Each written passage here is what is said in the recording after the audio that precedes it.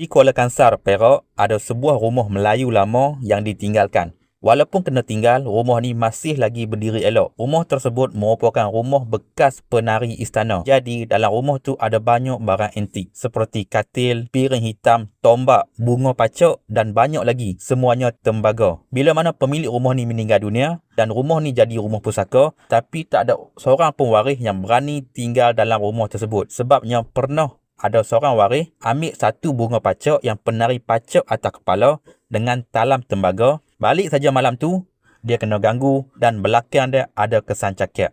Dia hantar balik barang tu. Bukan saja dia, pernah ada orang luar masuk curi barang dalam rumah tu. Selang beberapa hari, pencuri tadi kena hantar balik barang tu. Ada yang pernah masuk, ambil barang tapi tak jumpa jalan keluar. Sampai dia kena letak balik barang tu, baru dia boleh keluar. Ada yang percaya penunggu rumah tersebut adalah saka.